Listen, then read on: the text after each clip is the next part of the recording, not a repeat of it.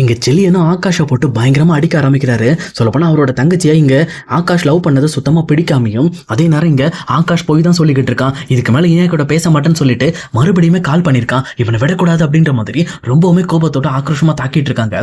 அதே நேரம் அங்க ஆகாஷ் வீட்டு பக்கத்துல இருக்க அவங்க நெய்பர்ஸ் எல்லாருமே வந்து இந்த பக்கம் ஆகாஷை காப்பாத்தி, இங்க பாருங்க நீங்களாம் மனுஷங்களா, எதுக்கு ஒரு சின்ன பையனை போட்டு இப்படி அடிச்சிட்டு இருக்கீங்க அப்படின்ற மாதிரி இங்க செல்லியனையும் தடுத்து அதுக்கப்புறம் ஆகாஷையுமே இங்க ஹாஸ்பிட்டல் கூட்டிட்டு போறாங்க. அதே நேரத்தில் இவங்க 2 பேரும் அங்கிருந்து கிளம்பி வந்துடுறாங்க. ஆனா இன்னொரு பக்கம் செல்வியை எப்பவும் போல பாக்கியா கிளம்பி ஹோட்டலுக்கு வேலைக்கு வர சொல்லியிருப்பாங்க. அப்ப செல்வியுமே ஹோட்டலுக்கு வராங்க. வந்த உடனே இந்த பக்கம் அக்கா, நான் எப்படிக்கா மறுபடியும் இந்த ஹோட்டல்ல வேலை செய்ய முடியும், மறுபடியும் இதே ஹோட்டல்ல நான் வந்திருந்தா இங்க இருக்கிறவங்கள என்ன பேசுவாங்க அப்படின்ற மாதிரி யோசிக்கிறாங்க. ஆனா அதே நேரத்தில் இங்க பாக்கியாவுமே இங்க பாரு, எதை பத்தியும் யோசிக்காத, ஒழுங்கா போய் வேலையை பாரு அப்படின்ற மாதிரி இங்க செல்வியை உள்ள போக சொல்றாங்க.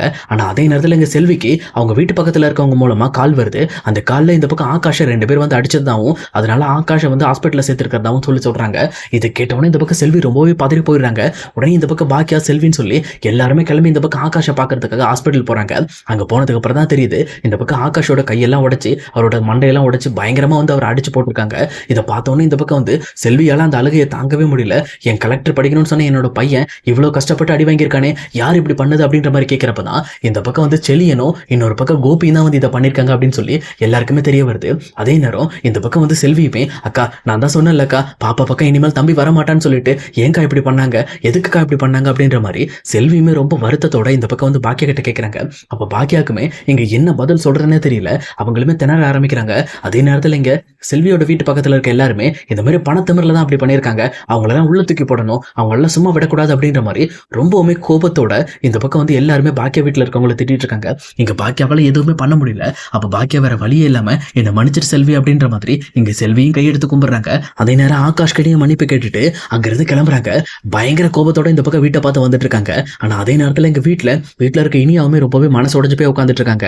எழிலும் அமிர்தாவும் சேர்ந்து எவ்வளவோ இங்க இனியாவோட மனசை தேத்த பார்த்தாலும் ஆனா அது நடக்கிற மாதிரியே தெரியல. அதே நேரம் இந்த பக்கம் வந்து இனியாவுமே கொஞ்சம் வெளியே ரிலாக்ஸ்டா போய் உட்காரலான்னு போறப்ப கூட இந்த பக்கம் வந்து எப்பவும் போல ஈஸ்வரியும் கோபியும் சேர்ந்துட்டு இனியாவை வெளியில போக விடாம ரொம்பவே டார்ச்சர் பண்ணிக்கிட்டு இருக்காங்க. அப்ப கரெக்டா அங்க கோபத்தோட வந்த பாக்கியாவுமே இங்க செல்லியனை பயங்கரமா வந்து கூப்பிட்டு இருக்காங்க. செல்லியன் முதல்ல கீழே வா அப்படின்ற மாதிரி ரொம்ப கோபத்தோட சத்தம் போட்டுட்டு இருக்காங்க. அதே நேரத்தில் எங்க செல்லியனுமே கீழே வந்த உடனே இந்த பக்கம் செல்லியன் கிட்ட இன்னைக்கு என்னடா பண்ணிட்டு வந்த, என்ன வேலை பண்ணிருக்க அப்படின்ற மாதிரி கேட்கறாங்க. ஆனா இன்னொரு பக்கம் ஈஸ்வரி இருந்துகிட்டு, ஏ பாக்கியா எதுக்காக செல்லியன்ட்ட இப்படி கோவப்பட்டு பேசிக்கிட்டு இருக்க, அவன் என்ன பண்ணிட்டான் அப்படின்ற மாதிரி கேட்கறாங்க.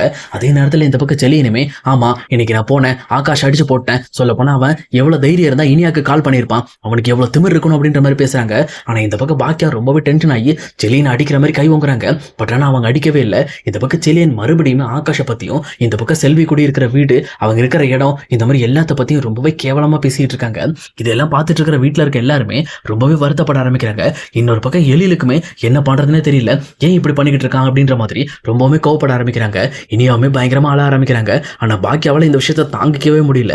ஏன்னா இந்த மாதிரி செல்லியன் பேசிட்டு இருக்க விஷயம் எல்லாமே கரெக்டா கோபியை பாக்குற மாதிரி இருக்கு. அதே நேரம் ஈஸ்வரி இருந்துகிட்டு இந்த விஷயத்த ரொம்பவே பெரிய விஷயமா எடுத்துக்காம அவன் பண்ணது சரி அப்படின்ற மாதிரியே பேச ஆரம்பிக்கிறாங்க. ஆனா இதை கேட்டுட்டு இருக்க பாக்கியா சுத்தமா அதை பொறுத்துக்கவே முடியாம இங்க பக்கம் செலியனோட கணத்துல பலார்னு ஒரு அற விட்டுறாங்க. இதை பார்த்த உடனே இந்த பக்கம் வீட்டுல இருக்க எல்லாருமே அப்படி ஸ்டன் ஆகி போய் நின்றுட்டு இருக்காங்க. இன்னொரு பக்கம் ஜெனிக்கும் என்ன பேசுறதுனே தெரியல. அப்ப செலியனுமே கணத்துல கை வச்சுட்டு, அடிமா அடி, என்ன நல்லா அடி, சொல்லப்போனா நம்ம குடும்பத்துக்கு நல்லது பண்ணணும்னு நினைச்சல, அதுக்குதான் நீ அடிக்கிற அப்படின்ற மாதிரி ரொம்பவுமே கோவப்பட ஆரம்பிக்கிறாங்க. அதே நேரம் இங்க கோபியுமே, எதுக்காக பாக்கியா நீ இந்த மாதிரி செலியன் அடிச்ச, செலியன் பண்ணதுல என்ன தப்பு இருக்கு, நம்ம பொண்ணோட சேஃப்டிக்காக தான் அவன் இதை பண்ணா, சொல்லப்போனா இல்லைன்னா அந்த மாதிரி ஒரு மோசமான இடத்துல இருந்து வந்த பையன்லாம் நம்ம பொண்ணை லவ் பண்ணி கல்யாணம் பண்ணிட்டானா என்ன நடக்கும் சொல்லு, நம்ம பொண்ணோட வாழ்க்கை என்ன ஆகும் அப்படின்ற மாதிரி இந்த பக்கம் சம்பந்தமே இல்லாம கோபியுமே இங்க ஆகாஷோட ஸ்டேட்டஸை பத்தி பேசிக்கிட்டு இருக்காங்க. ஆனா இதை பார்த்துட்டு இருக்க பாக்கியாவையும் கோபியை பார்த்து ஒரு முறைக்கிறாங்க. அதே நேரத்தில் பக்கத்துல இருக்க ஈஸ்வரியுமே, என்ன பாக்கியா, என்ன உன் இஷ்டத்துக்கு எல்லாத்துக்கும் சேர்த்த மாதிரி ஆடிக்கிட்டு இருக்க, அந்த செல்வி உன் கூட இருந்தா அப்படிங்கிறதுக்காக நீ ரொம்ப ஓவரா சப்போர்ட் பண்ணிக்கிட்டு இருக்க, இந்த மாதிரிலாம் பண்ணிக்கிட்டு தானே நடக்காது, பாத்துக்க என் பேத்தி நல்லா இருக்கணும்னா என்ன வேணாலும் நாங்க பண்ணுவோம், அந்த பையனை கொலை கூட நாங்க செய்வோம் அப்படின்ற மாதிரி இந்த பக்கம் ஈஸ்வரி பேச ஆரம்பிக்கிறாங்க. அப்ப ஈஸ்வரியை பார்த்த பாக்கியாவுமே கையை நீட்டி வாயை மூடிட்டு இருந்துக்கங்க, இல்லைன்னா உங்களுக்கு மரியாதையே கிடைக்காது அப்படின்ற மாதிரி ரொம்பவுமே கோபத்தோட இந்த பக்கம் வந்து ஈஸ்வரியை பார்த்து திட்டிடுறாங்க. ஈஸ்வரியுமே அப்படி சைலண்ட் ஆயிடுறாங்க. அதே நேரத்தில் செலியனை பார்த்துட்டு, ஏண்டா செலியன் என்ன சொன்ன, இந்த மாதிரி மோசமான இடத்துல இருந்து வந்த பையன், மோசமான பையன் நம்ம தங்கச்சியை கல்யாணம் பண்ணிக்கணுமா, ஏண்டா நம்ம இதுக்கு முன்னாடி எப்படி இருந்தாலும் தெரியுமா, இங்க நிக்கிறாரே புண்ணியவான் கோபி, இவரு நம்மளை தனியா விட்டுட்டு போனதுக்கு அப்புறம் நம்ம இதை விட மோசமான இடத்துல இருந்தோம்டா, அப்பெல்லாம் உனக்கு அதை பத்தி தெரியலையா, இப்போ நீ ஒரு நல்ல ஸ்டேட்டஸ்க்கு மேல வந்த உடனே உடனே உனக்கு அதுக்கு கீழே இருக்கிற எல்லாருமே ரொம்ப மோசமானவங்களா தெரியறாங்களா? அது மட்டும் இல்லாம அந்த பையன் ஆகாஷ் வந்து இந்த பக்கம் இனியாக்கு கால் பண்ணான்னு சொல்லி போய் அடிச்சியே முதல்ல யார் அப்ரோச் பண்ணதுன்னு கேட்டியாடா? முதல்ல ஆகாஷ்க்கு அப்ரோச் பண்ணது உன் தங்கச்சி தான்டா, உன் இனியா தான்டா. அவ அப்ரோச் பண்ணதுனால தான்டா அந்த பையன் சொல்லியிருக்கான். அந்த பையனுக்கு அப்பவும் விருப்பம் இல்லடா, விருப்பம் இல்லாம தான் அவன் இந்த லவ்ல இருந்திருக்கான். ஆனா உன் தங்கச்சி தான் இதுல ரொம்பவே ஆர்வமா, நான் எங்க வீட்டுல நான் பேசிக்கிறேன், நான் சமாளிச்சுக்கிறேன், நீ வந்துரு, நான் பாத்துக்கிறேன் அப்படின்ற மாதிரி மொத்த நம்பிக்கையும் கொடுத்தது இனியா தான்டா. ஆனா நீ அடிக்கிறதா தான் இனியா தான்டா அடிக்கணும். எதுக்குடா போய் அவனை போய் அடிச்ச? அவன் என்னடா பண்ணா? அவங்களே கஷ்டப்பட்ட குடும்பம்டா, கஷ்டப்பட்டு இப்பதான் அவன் படிச்சு அவன் திறமையினால மேல வந்துகிட்டு இருக்கான். அவனை போய் அடிச்சு கையை உடைக்கிறதுக்கு உனக்கு எவ்வளவு தைரியம் இருக்கணும்டா அப்படின்ற மாதிரி இங்க பாக்கியா பயங்கரமா கேள்வி கேட்க ஆரம்பிக்கிறாங்க. அதே நேரத்துல இன்னொரு பக்கம் கோபியுமே, இங்க பாரு பாக்கியா, உன் வாய்க்கு வந்தபடிலாம் இந்த மாதிரி இனியாவை பத்தி நீ தப்பா பேசிட்டு இருக்காத. இனியாலாம் அப்படி பண்ற பொண்ணே கிடையாது. அது மட்டும் இல்லாம இனியா சின்ன பொண்ணு, அவளுக்கு விவரமே தெரியாது, அவன் தான் ஏமாத்திருப்பான், நீ தப்பா புரிஞ்சுக்கிட்டு இருக்க அப்படின்ற மாதிரி இங்க கோபி பேச ஆரம்பிக்கிறாங்க. ஆனா இதையெல்லாம் கேட்டுட்டு இருக்க இனியாவால இதுக்கு மேல பொறுக்க முடியாது அப்படின்ற மாதிரி பொங்கி எல்லாம் ஆரம்பிக்கிறாங்க. முதல்ல நிறுத்து டாடி, நீங்க இப்படிலாம் பேசாதீங்க, நீங்க எவ்வளவு தப்பு பண்ணிருக்கீங்க, ஆனா நான் தப்பு பண்ணல டாடி, நான் எப்பவுமே உண்மையா இருந்திருக்கேன்.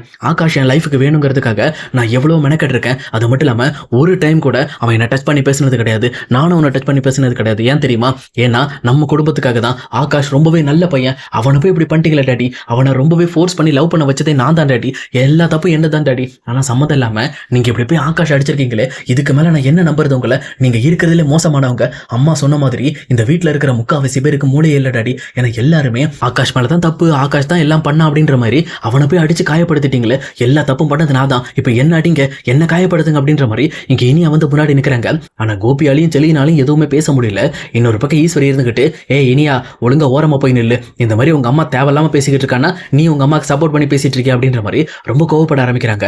ஆனா இதை பார்த்துட்டு இருக்க இனியாவுமே, நீங்க முதல்ல பேசாதீங்க பாட்டி, இந்த வீட்டுல இருக்கிறதுல ரொம்பவே கேவலமானவங்க நீங்க மட்டும்தான். ஏன்னா உங்களுக்கு எப்ப தேவையோ அதுக்கேற்ற மாதிரி நீங்க மாறிக்குவீங்க, உங்களுக்கு யாரு வேணுமோ அவங்க சைடு போய் சேர்ந்துக்குவீங்க, அந்த அளவுக்கு நீங்க பச்சோந்தி, நீங்க ரொம்பவே கோலை அப்படின்ற மாதிரி ஈஸ்வரிக்கு சரியான பதிலடி கொடுக்குறாங்க.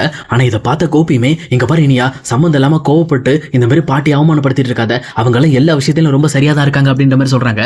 உடனே இது கேட்ட இனியாவுமே, அப்படியே டாடி, நீங்க எல்லா விஷயத்திலும் சரியா இருக்கீங்களா? 2 கல்யாணம் பண்ணிக்கல, என்னாச்சு? அது மட்டும் இல்லாம எங்க அம்மாவை ஏமாத்தி எங்க அம்மா கிட்ட இருந்து டைவர்ஸ் நோட்டீஸ்ல கையெழுத்து வாங்கினீங்களே, அப்ப நீங்க ரொம்ப யோகியமானவரா அப்படின்ற மாதிரி இந்த பக்கம் கோபியோட நாக்கப்படுங்கிற மாதிரி 2 கேள்வி கேட்கிறாங்க. இந்த பக்கம் கோபியால எதுவுமே பேச முடியல. அப்ப இனியா இருந்துகிட்டு, இங்க பாருங்க டாடி, இந்த வீட்டுல இருக்க எல்லாருமே தப்பு பண்ணிருக்காங்க, நான் இல்லைன்னா சொல்லல, ஆனா இருக்கிறதுல கேவலமான தப்பு பண்ணது யாருன்னா நீங்க மட்டும்தான். ஏன்னா நீங்க இந்த குடும்பமே வேண்டாம், வேற குடும்பத்து கூட போறேன் அப்படின்ற மாதிரி நீங்க ராதிகா ஆண்டியை லவ் பண்ணி ராதிகா ஆண்டியே கல்யாணம் பண்ணிக்கிட்டீங்க. அதுவும் எப்போ எங்க அம்மா கூட வாழ்ந்துகிட்டு இருக்கும் போது. உங்களை விட ஒரு கேவலமான மனுஷனை நான் பார்த்ததே கிடையாது. ஏதோ என்னோட டேடி அப்படிங்கிறதுனால எங்க குடும்பத்துக்கு நீங்க தேவைங்கிறதுக்காக தான் நான் நிறைய விஷயங்கள்ல உங்களுக்கு ரொம்பவே அண்டர்ஸ்டாண்டிங் கொடுத்து நான் பேசுவேன். ஆனா நீங்க பண்ற விஷயம் ரொம்பவே மோசமானது தெரியுமா? அதை பத்திலாம் நீங்க கவலைப்படாம எந்த தப்பும் பண்ணாத ஆகாஷை பத்தி நீங்க குறை சொல்றீங்க. ஆகாஷை பத்தி குறை சொல்றதுக்கு உங்களுக்கு எந்த விதமான ரைட்ஸும் கிடையாது அப்படின்ற மாதிரி இங்க ஏன் அடிச்சு பேசிக்கிட்டு இருக்காங்க. இது கேட்டோன்னே இந்த பக்கம் வந்து கோபியுமே வேற வழி இல்லாம வாய் அடிச்சிடறாரு. அதே நேரத்தில் செலியனுமே, என்ன இனியா, உனக்கு வாய் ஜாஸ்தி ஆட்டி போயிட்டு இருக்கா? எதுக்காக இந்த மாதிரி வந்து அப்பாவை பத்தி பேசிக்கிட்டு இருக்க? இப்பெல்லாம் பேசக்கூடாது, அவர் உன் நல்லதுக்காக தான் பண்றாங்க, நாங்களும் ஆகாஷை போய் மிரட்டிட்டு வந்தது நல்லதுக்காக தான் அப்படின்ற மாதிரி சொல்றாங்க. உடனே இது கேட்டோன்னே இனியாவுமே, என்னது ஏன் நல்லதுக்காகவா? ஏன் நல்லதுக்காக தான் நீங்க ஆகாஷோட கையை உடைச்சிங்களா? ஏன் நல்லதுக்காக தான் ஆகாஷோட மண்டையை உடைச்சிங்களா? ஏன் நல்லதுக்காக தான் இந்த மாதிரி நீங்க இதெல்லாம் பண்ணிக்கிட்டு இருக்கீங்களா அப்படின்ற மாதிரி இங்க திரும்ப திரும்ப கேள்வி கேட்கிறாங்க. இப்படி இவங்க கேட்கிற கேள்வினால இவங்க யாராலுமே பதில் சொல்ல முடியல. அப்ப பாக்கியாவும் இருந்துகிட்டு, இங்க பாரு செலியா, நீ பண்ண விஷயத்தினால இந்த பக்கம் அந்த பையனுக்கு மட்டும் ஏதோ ஆயிருந்துச்சுன்னா என்ன நடக்கும் தெரியுமா?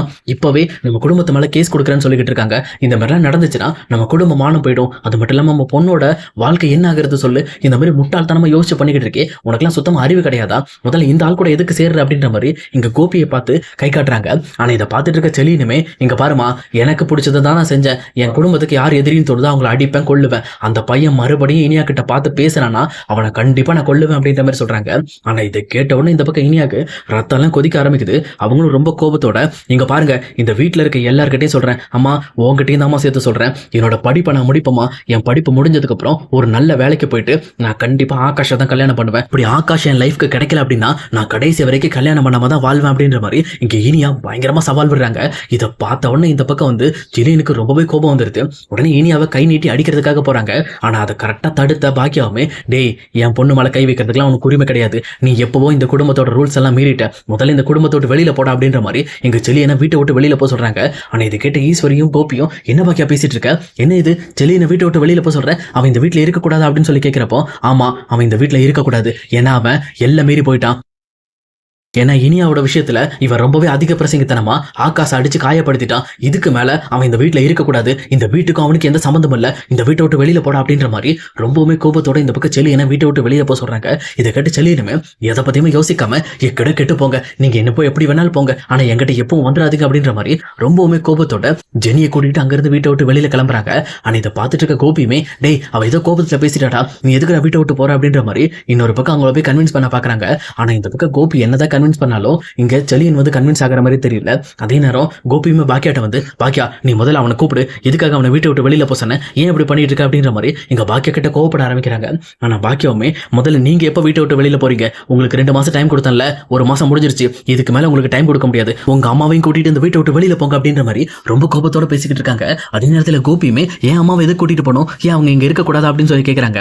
அப்பதான் பாக்கியா ரொம்பவே ஓப்பனா இந்த மாதிரி கேவலமான ஜென்மங்கள்லாம் எங்க வீட்டுல இருக்கவே கூடாது, இந்த மாதிரி ஒரு சுயநலம் பிடிச்ச ஆள் இந்த வீட்டுல இருக்கிறதுக்கு அவங்க இல்லாமலே இருந்துடலாம், நீங்க அவங்களை கூட்டிட்டு போயிருங்க அப்படின்ற மாதிரி ரொம்பவுமே கோபத்தோட இந்த பக்கம் பாக்கியா ஒரே முடிவா சொல்லி முடிச்சிடறாங்க. இதை கேட்டோன்னே இந்த பக்கம் வந்து வீட்டுல இருக்க எல்லாருமே அப்படியே ஸ்டன் ஆகி போய் நின்றுகிட்டு இருக்காங்க.